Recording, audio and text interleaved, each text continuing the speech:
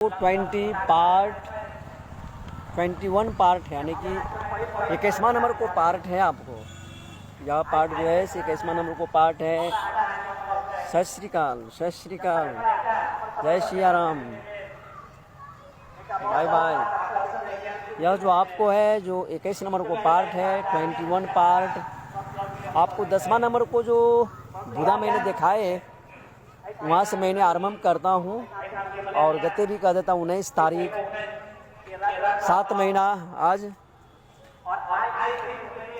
आपको हो गया 2023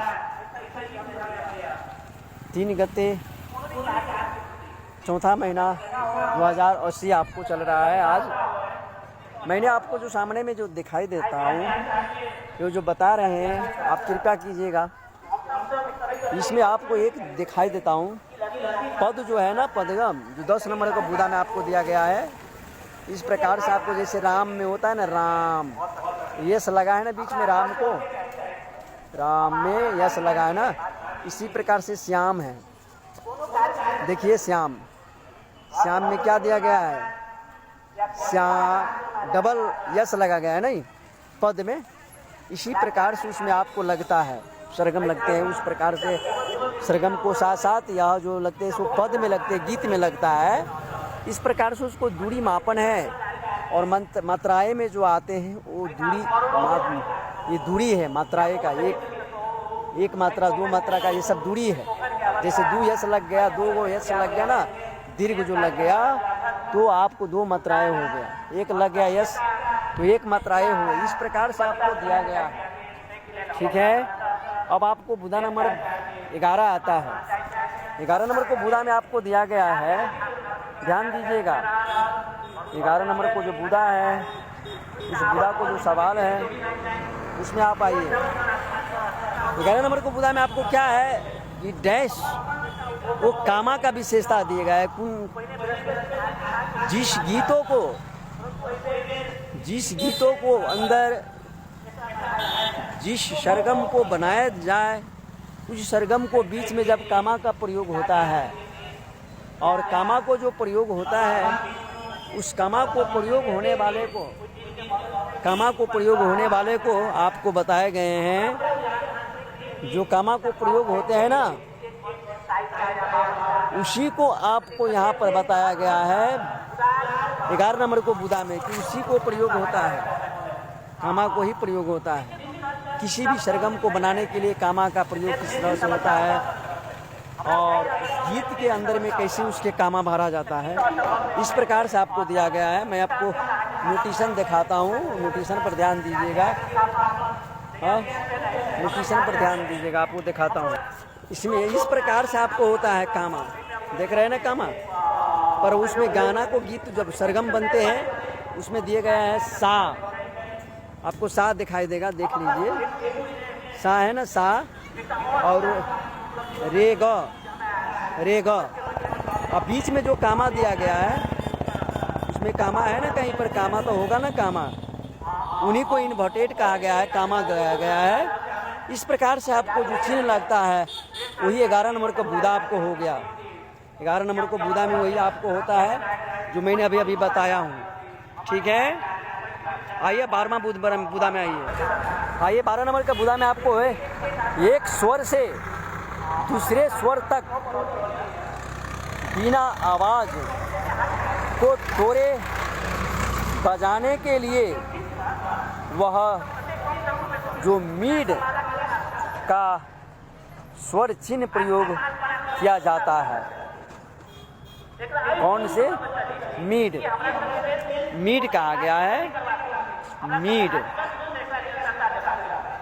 मीड उसमें होता है, मीड विशेष करके मीड को नाम दिया गया है। और कैसे दिया गया? एक स्वर से दूसरे स्वर तक बिना आवाज को तोड़े बजाने को लिए मीड का स्वर चिन्ह प्रयोग किया जाता है। जैसे वह कैसे होता है मैं अभी बताता हूँ, नोटिशन दिखाकर, नोटिशन को दिखाकर बताऊंगा। अभी नोटिशन को बताकर इस तरह से उसका नोटिशन होता है। इस तरह से जैसे आपको दिखाया है पग, तो पग में क्या है, ऊपर से 2 लकीर आया है, पग को।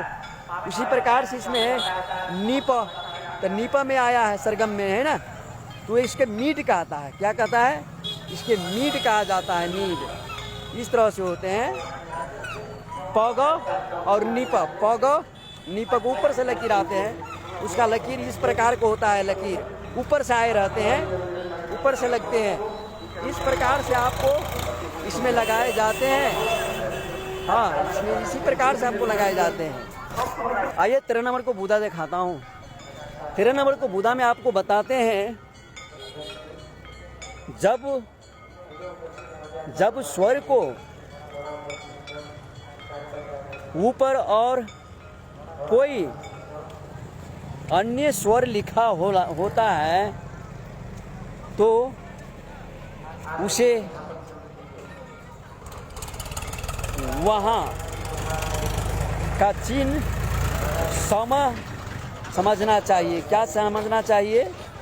जिस स्वर को ऊपर और कोई अन्य स्वर लिखा होता है तो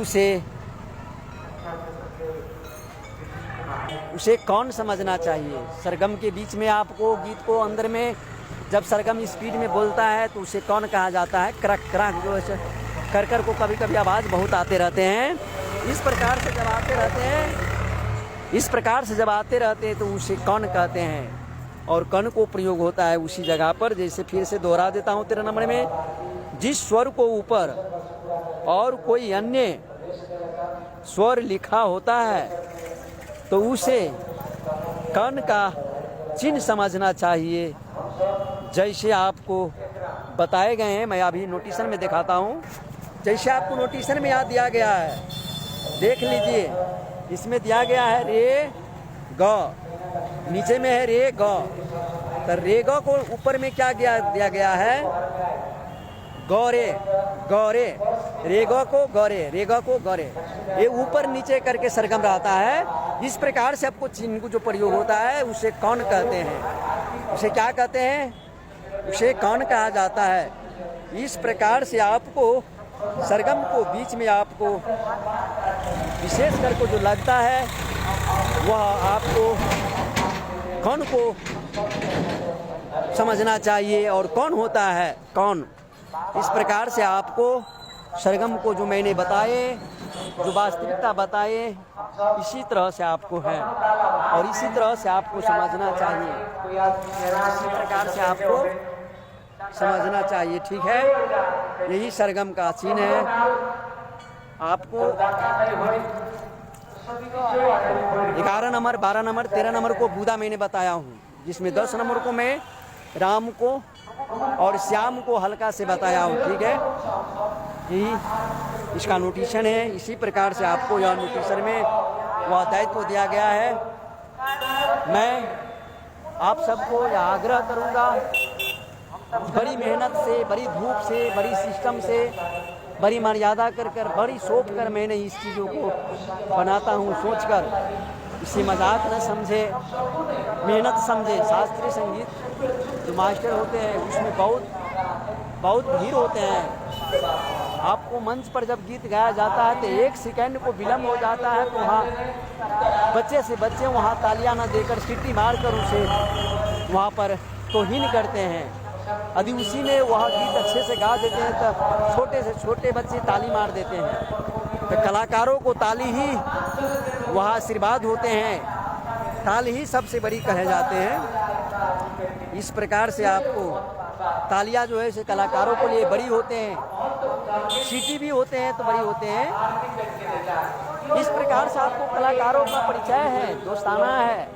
आइए, आपको यह संध्या आपको लिए मुबारक हो, आपको लिए हार्दिक मैं शुभकामना हो। मैं आज की सावन को जो बनाया हूँ, फर्स्ट बनाया हूँ, मैं गए एक गीत को हल्का ले लेता हूँ। सावन को झूलों में, सावन के झूलों ने मुझको बुलाया, मैं परदेसी घरों वापस आया। बागों में झूलों ने मुझको बुलाया, मैं परदेसी घरों वापस